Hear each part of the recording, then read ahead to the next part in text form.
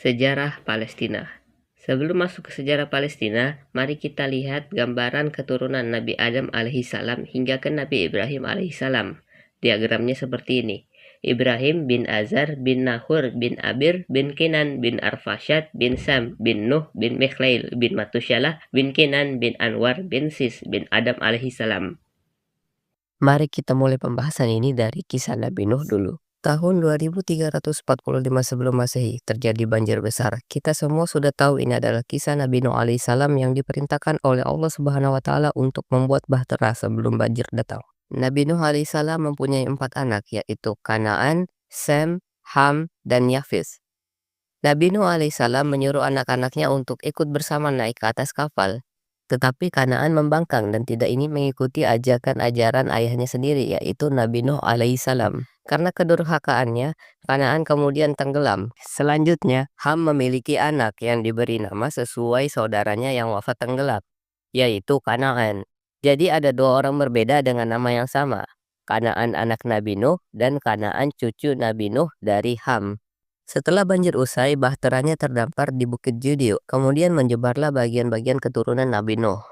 Maka Kanaan ini menetap di suatu tempat yang kemudian tempat tersebut disebut dengan Kanaan. Karena kaum yang pertama menempati tempat itu adalah kaum Kanaan. Lalu mereka berketurunan di situ, maka tempat itu kelak akan dikenal sebagai Palestina, karena nantinya akan ada bangsa yang namanya Peleset. Di sini, Kanaan berketurunan, lalu menciptakan peradaban, dan salah satunya adalah wilayah Kanaan ini yang diberi nama Gaza. Baik, di titik ini semua sudah berjalan normal. Setelah Nuh punya anak Sam, lalu Arfakshad, lalu Kenan, lalu Abir, lalu Nahur, lalu Azar atau Terah, lalu Ibrahim alaihissalam. Nabi Ibrahim alaihissalam lahir tahun 1996 sebelum Masehi di Ur, Babilonia. Babilonia sendiri berdiri tahun 2000 sebelum Masehi. Jadi, 4 tahun setelah Babilonia berdiri, Nabi Ibrahim lahir. Nabi Ibrahim alaihissalam memiliki 2 istri, yaitu Siti Hajar dan Siti Sarah. Tahun 1921 sebelum Masehi, Nabi Ibrahim pergi ke tanah Kanaan. Kita tahu salah satu istri Nabi Ibrahim alaihissalam adalah Siti Sarah. Agar lebih jelasnya, mari kita lihat diagram silsilah keluarga Nabi Ibrahim. Nabi Ibrahim alaihissalam memiliki ayah, yaitu Terah, atau dalam Islam kita sebut sebagai Azar. Terah atau Azar memiliki 3 anak, yaitu Haran, Nahor, dan juga Nabi Ibrahim alaihissalam. Haran memiliki 3 anak, yaitu 1 laki-laki dan 2 perempuan. 1 anak laki-laki ini yang kita kenal sebagai Nabi Lut alaihissalam, dan 2 anak perempuan, yaitu yang pertama Mislah, lalu yang kedua Sarah.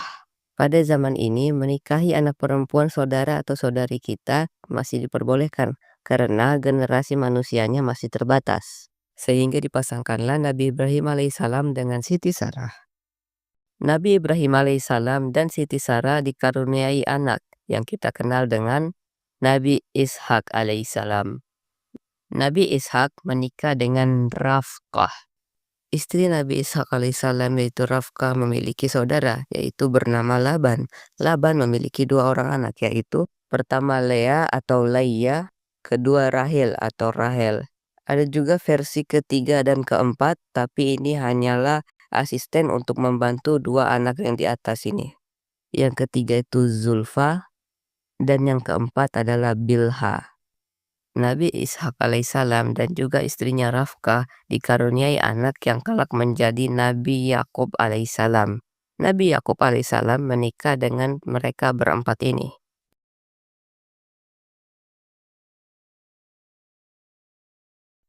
Nabi Yakub alaihissalam dikaruniai 12 orang anak. Dari Lea ia mendapatkan nama anak yaitu Ruben, Simeon, Lewi, Yehuda, Iskhar, dan juga Zebulon. Dari Rahel ia mendapatkan 2 orang anak yaitu Yusuf dan Bunyamin. Dari Zulfa budak perempuan Lea ia mendapatkan Gad dan Asher. Dari Bilha budak perempuan Rahel ia mendapatkan 2 orang anak juga yaitu Dan dan Nefiti atau Naftali. Nabi Yakub alaihissalam adalah nabi yang sangat taat pada masanya. Saking taatnya, ia diberi gelar Israel, di mana arti Israel itu sendiri yaitu Isra, hamba, Il, Tuhan. Sehingga arti Israel yaitu hamba Tuhan. atau hamba Allah, sehingga anak-anak dan cucu-cucu dari Nabi Yakub alaihissalam diberi gelar Bani Israel. Suatu ketika Nabi Yusuf pernah dizolimi oleh saudara-saudaranya karena menurut saudara-saudaranya Nabi Yusuf mendapatkan perhatian lebih dari ayahnya yaitu Nabi Yakub alaihissalam. Yusuf kemudian dijual sebagai budak di Mesir kepada Kitfir bin Rauhid. Di Mesir, Kitfir dan istrinya Zulaika merawat Yusuf dengan baik hingga ia dewasa. Yusuf kemudian diangkat menjadi anak oleh Kitfir dan istrinya Zulaika. Lalu dirawat hingga dewasa. Saat dewasa, Nabi Yusuf alaihissalam menjabat sebagai menteri di Mesir. Singkat cerita, Nabi Yusuf bertemu kembali dengan ayahnya Nabi Yakub alaihissalam. Kemudian, Nabi Yakub alaihissalam membawa seluruh keluarganya hijrah dari Palestina ke Mesir. Setelah mereka hijrah ke Mesir, keluarga Nabi Yakub dan anak-anaknya ini sangat dimuliakan di sana karena ayah mereka adalah seorang nabi yaitu Nabi Yakub alaihissalam dan salah satu anaknya adalah Nabi Yusuf alaihissalam sehingga mereka sangat dimuliakan. Lalu pemerintah di sana merasa geram karena ada yang lebih dimuliakan daripada pemerintahnya sendiri yaitu Firaun. Akhirnya Bani Israel yang dulunya dimuliakan karena merupakan keluarga dari Nabi akhirnya dialihfungsikan oleh Firaun menjadi budak. Nabi Yakub alaihissalam beserta istri-istri dan 12 anaknya wafat, digantikan dengan generasi yang baru, yang kemudian diperbudak oleh Firaun. Lalu kemudian Nabi Musa diutus oleh Allah Subhanahu wa Ta'ala kepada kaum Bani Israel. Lalu kisahnya Nabi Musa kabur dari kerajaan Firaun membelah lautan hingga sampailah ia di perbatasan Mesir dan Palestina. Di sana Nabi Musa alaihissalam menyuruh seluruh kaum Bani Israel untuk masuk ke dalam Palestina dan Baitul Maqdis. Tetapi kaum Bani Israel ketakutan karena melihat orang-orang yang berada di dalam Palestina memiliki tubuh yang kekar dan besar. Bani Israel berkata, "Kami takut ya Musa. Di dalam sana banyak orang-orang hebat, tubuhnya kekar dan besar. Kami takut." Dan Bani Israel berkata lagi, "Kalau mau kamu saja yang pergi berperang sana dengan Tuhanmu. Kalau sudah selesai nanti kabari kami, kita masuk bareng-bareng."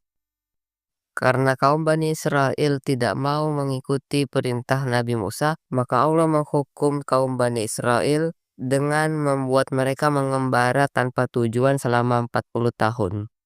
Kaum Bani Israel berkelana mengembara di atas gurun pasir selama 40 tahun tanpa tujuan, mereka membuat generasi baru lagi, dan akhirnya Nabi Musa wafat. Lalu ada seorang sosok yang menggantikan peran Nabi Musa sementara, yaitu adalah Nabi Yusha bin Nun, yang dulunya dia adalah pembantu Nabi Musa alaihissalam. Setelah 40 tahun, akhirnya Nabi Yusha bin Nun berhasil mengarahkan Bani Israel perlahan masuk ke dalam Baitul Maqdis.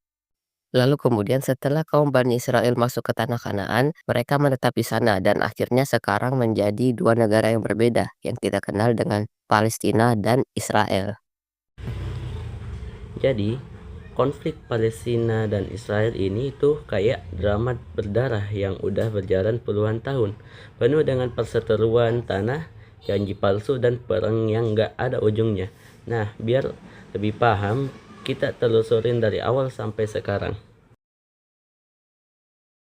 Awal permasalahan dari Palestina dan Israel. Sebelum berdirinya negara Israel, pada tahun 1917, Inggris menguasai tanah Palestina, yang membuat rakyat Palestina harus mengikuti apa aturan-aturan yang ditetapkan oleh Inggris. Awal permasalahannya, Inggris membuat perjanjian antara dua belah pihak mengenai tanah Palestina. Pihak pertama yaitu orang Yahudi lewat deklarasi Balfour pada tahun 1917 yang berisi Inggris mau membuatkan satu tanah air buat kaum Yahudi di sebuah tanah yaitu tanah Palestina. Yang kedua ke orang Arab lewat surat McMahon Hussein pada tahun 1915. Inggris janjiin kemerdekaan Arab termasuk Palestina kalau mereka mau membantu melawan Ottoman Empire. Setelah berhasil mengalahkan Ottoman Empire, orang Yahudi pun menagih janji mereka ke Inggris. Setelah Inggris menepati janjinya dan memfasilitasi kaum Yahudi untuk imigrasi ke tanah Palestina, orang Arab Palestina kesal karena tanah mereka pelan-pelan direbut oleh kaum Yahudi. Awalnya, cuma 8% orang Yahudi yang tinggal di tanah Palestina pada tahun 1918, kemudian melonjak jadi 32% pada tahun 1947, gara-gara imigrasi besar-besaran yang dilakukan Inggris. Akibat dari perjanjian ganda yang dilakukan oleh Inggris, yang membuat rakyat Palestina terasa dirugikan karena tanah kelahiran mereka perlahan diambil oleh kaum Yahudi, yang membuat banyaknya konflik-konflik antara kaum Yahudi dengan kaum Arab, yang dimana Inggris pun tidak sanggup untuk mengurus konflik tersebut dan diambil alih oleh PBB. PBB pun mengajukan partisi Palestina pada tahun 1947, yang dimana 55% tanah Palestina buat Israel dan 45% tanah Palestina buat rakyat Palestina, dan Yerusalem dijadikan zona internasional. Reaksi yang timbul dari partisi tersebut yaitu bagi kaum Yahudi, mereka setuju-setuju saja karena dapat lebih banyak. Kemudian bagi rakyat Arab atau Palestina dan negara Arab lain marah karena menganggap ini ketidakadilan yang sangat tidak adil. 14 Mei 1948, Israel mendeklarasikan kemerdekaannya. Langsung sehari kemudian 5 negara Arab besar bersatu untuk menyerang Israel. 5 negara Arab besar tersebut terdiri dari Mesir, Yordania, Suriah, Lebanon, dan Irak. Hasil dari perang 1948 antara lain, Israel menang dan menguasai 78% tanah Palestina, lebih besar dari rencana PBB. Kedua, 700.000 lebih warga Palestina terusir dari rumah mereka dan mengungsi ke tempat-tempat aman hingga sekarang. Ketiga, Yordania menguasai tepi barat dan Mesir menguasai Gaza. Setelah perang besar pada tahun 1948, ada perang-perang besar kemudian yang datang setelah itu. Yang pertama, perang 6 hari pada tahun 1967. Perang ini terjadi antara Israel dan negara-negara Arab tetangganya, yaitu Mesir, Yordania, dan Suriah dari tanggal 5 hingga 10 Juni tahun 1967. Latar belakang perang ini sangat kompleks, melibatkan ketegangan yang meningkat selama bertahun-tahun akibat konflik wilayah dan nasionalisme Arab. Beberapa faktor pemicunya antara lain blokade Selat Tiran, penarikan pasukan perdamaian PBB, retorika agresif. Israel melancarkan serangan udara preemptif terhadap Mesir pada tanggal 5 Juni, menghancurkan sebagian besar kekuatan udara Mesir saat masih di darat. Serangan serupa kemudian dilancarkan terhadap Yordania dan Suriah. Dalam waktu 6 hari, Israel berhasil merebut wilayah-wilayah strategis antara lain jalur Gaza, tepi barat, semenanjung Sinai, dataran tinggi Golan. Kemenangan cepat Israel ini mengubah peta politik dan keamanan di Timur Tengah secara signifikan dan menjadi akar dari banyak konflik berikutnya. Perang Yom Kippur pada tahun 1973. Perang ini terjadi pada tanggal 6 hingga 25 Oktober tahun 1973, ketika Mesir dan Suriah melancarkan serangan kejutan terhadap Israel pada hari suci Yom Kippur bagi umat Yahudi. Tujuan utama Mesir adalah merebut kembali semenanjung Sinai, sementara Suriah ingin merebut kembali dataran tinggi Golan. Serangan kejutan, serangan yang terkoordinasi pada hari Yom Kippur berhasil mengejutkan Israel pada awalnya. Pasukan Mesir berhasil menyeberangi terusan Suez dan merebut kembali sebagian wilayah Sinai, sementara pasukan Suriah menyerbu dataran tinggi Golan. Intervensi kekuatan besar. Perang ini melibatkan dukungan militer dan politik dari kekuatan-kekuatan besar dunia seperti Amerika Serikat, memberikan bantuan signifikan kepada Israel, sementara Uni Soviet mendukung Mesir dan Suriah. Gencatan senjata. Setelah pertempuran sengit dan kerugian besar di kedua belah pihak, Dewan Keamanan PBB mengeluarkan resolusi gencatan senjata. Meskipun Israel berhasil memukul mundur serangan dan pertahankan wilayahnya. Perang Yom Kippur mengguncang keyakinan Israel akan superioritas militernya dan membuka jalan bagi proses perdamaian di kemudian hari, termasuk perjanjian Camp David antara Israel dan Mesir. Intifada pertama pada tahun 1987 sampai 1983 dan Intifada kedua pada tahun 2000 sampai 2005. Intifada secara harfiah berarti pemberontakan. Dalam bahasa Arab, kedua Intifada merupakan pemberontakan rakyat Palestina terhadap pendudukan Israel di tepi barat dan jalur Gaza. Intifada pertama dimulai pada tahun 1987 pada bulan Desember di kamp pengungsi Jabalia di Gaza dan dengan cepat menyebar ke seluruh wilayah pendudukan. Pemberontakan ini sebagian besar bersifat sipil dan melibatkan demonstrasi, pelemparan batu, pemogokan, dan aksi pembangkangan sipil lainnya. Intifada ini menyoroti frustasi dan keputusasaan rakyat Palestina terhadap pendudukan yang berkepanjangan. Konflik Hamas dan Israel pada tahun 2000 sampai sekarang. Hamas atau Harakat Al-Muqawamah Al-Islamiyah atau Gerakan Perlawanan Islam adalah sebuah organisasi politik dan militer Palestina yang didirikan pada tahun 1987 setelah pecahnya Intifada pertama. Hamas menolak keberadaan negara Israel dan menyerukan pembentukan negara Palestina merdeka di seluruh wilayah Palestina bersejarah. Konflik antara Hamas dan Israel telah menjadi ciri khas utama dari konflik Israel-Palestina sejak awal tahun 2000-an, terutama setelah Israel menarik diri dari Gaza pada tahun 2005 dan Hamas memenangkan pemilihan parlemen Palestina pada tahun 2006 serta mengambil alih kekuasaan di Gaza pada tahun 2007. Konflik ini ditandai oleh serangan roket dari Gaza, Hamas dan kelompok militan Palestina lainnya dan di Gaza secara rutin menembakkan roket ke wilayah Israel. Kedua, serangan balasan Israel. Israel melakukan serangan udara dan darat ke Gaza sebagai respons terhadap serangan roket dan aktivitas militan lainnya. Ketiga, operasi militer skala besar. Israel telah melancarkan beberapa operasi militer besar di Gaza dengan tujuan untuk menghentikan serangan roket dan menghancurkan infrastruktur Hamas. Blokade Gaza, Israel bersama dengan Mesir pada periode tertentu berlakukan blokade terhadap jalur Gaza dengan alasan keamanan yang berdampak signifikan terhadap kondisi kemanusiaan di wilayah tersebut.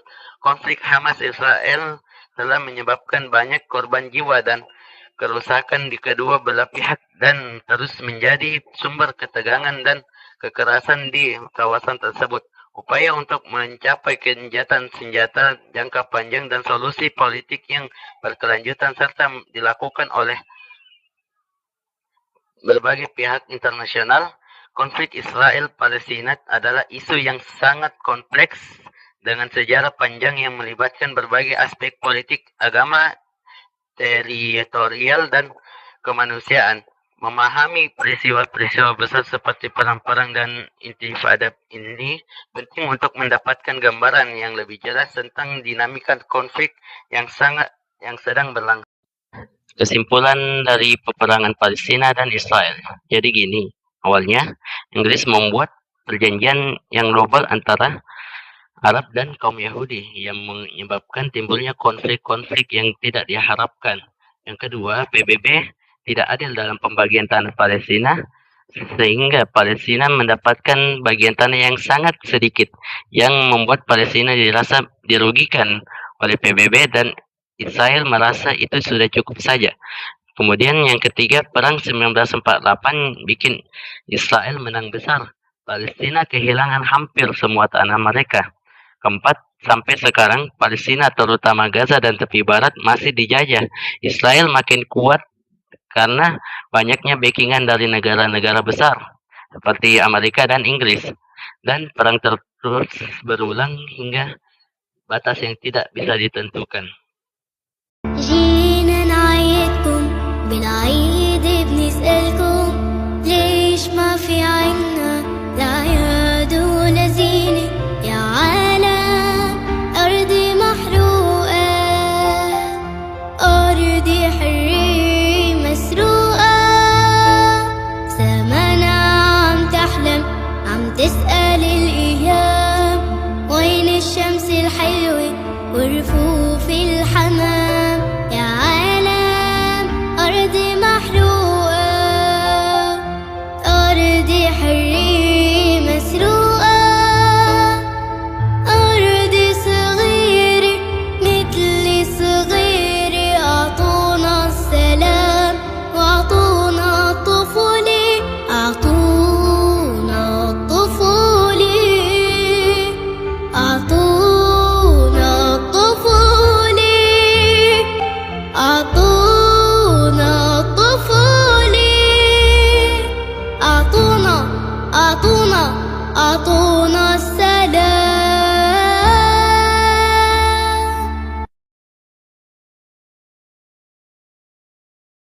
Kala nanti badai kan datang, angin akan buat kau goyah. Maafkan,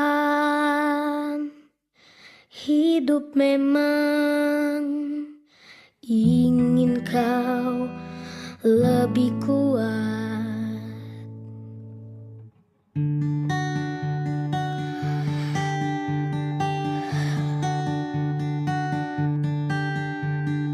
Andaikan saat itu datang, kami tak ada menemani.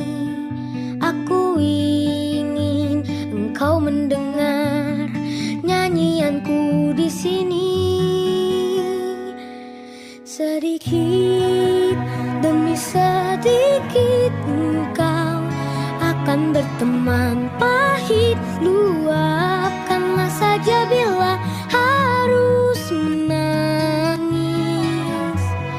Anakku, ingatlah semua lelah tak akan tersia. Usah kau takut pada keras dunia. Akhirnya takkan ada akhir. Doaku agar kau selalu arungi hidup berbalut